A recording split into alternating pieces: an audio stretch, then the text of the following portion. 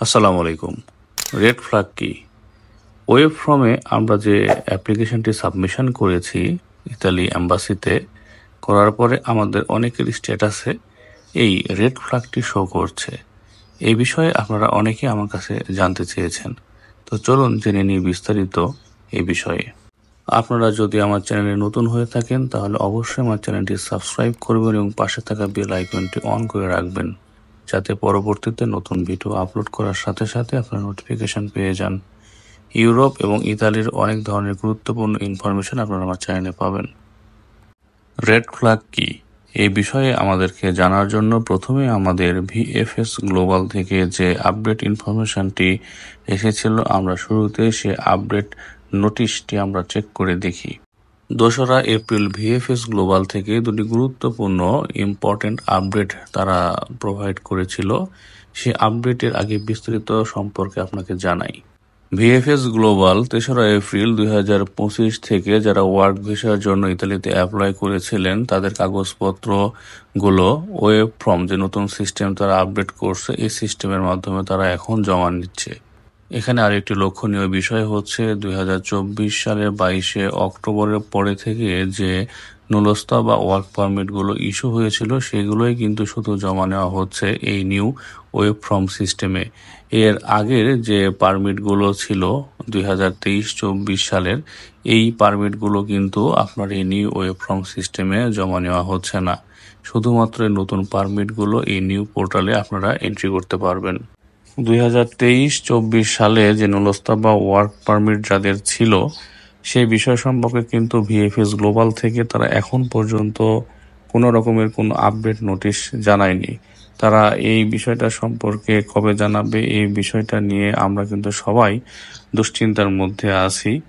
আশা করছি এই বিষয় সম্পর্কে খুব দ্রুত ভিএফএস গ্লোবাল একটি সঠিক সিদ্ধান্ত নেবে, কারণ ওই টাইমের যে নুলস্তা বা ওয়ার্ক পারমিটগুলো ছিল সেগুলো কিন্তু এই নিউ ওয়েব ফর্ম সিস্টেমে তারা জমা নিচ্ছে না।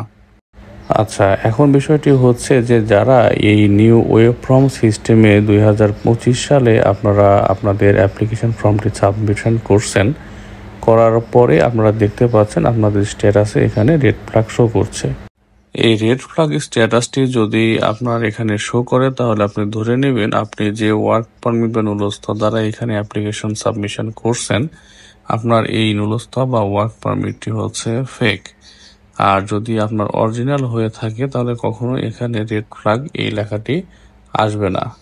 তো এই নতুন যে আপডেটটি এসেছে ওয়েব ফর্ম সিস্টেম, এই সিস্টেমে কিন্তু আমরা বা অ্যাপ্লিকেশন সাবমিশন করার পরে খুব সহজেই এই বিষয়টা সম্পর্কে জেনে যাচ্ছি যে আমরা যে ওয়ার্ক পারমিট দিয়ে এখানে অ্যাপ্লিকেশন করছি সেই ওয়ার্ক পারমিটটি কি আসলে জেনুইন নাকি এটি হচ্ছে একটি ফেক ওয়ার্ক পারমিট।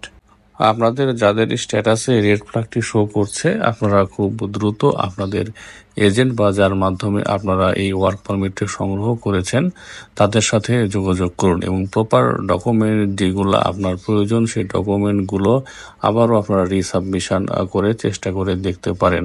তবে আমরা যতটুকু দেখেছি যে এই রেড ফ্ল্যাগটি আসার পরে আপনার কোনো রকমের কোনো ডকুমেন্টের ঘাটতির কারণে অনেক সময় এই রেড ফ্ল্যাগটি আসতে পারে, অথবা আপনার হচ্ছে যদি যে ওয়ার্ক পারমিটটি আপনি পেয়েছেন এটা যদি অরিজিনাল না হয়ে থাকে তাহলেও এই রেড ফ্ল্যাগটি আসার সম্ভাবনা অনেক বেশি।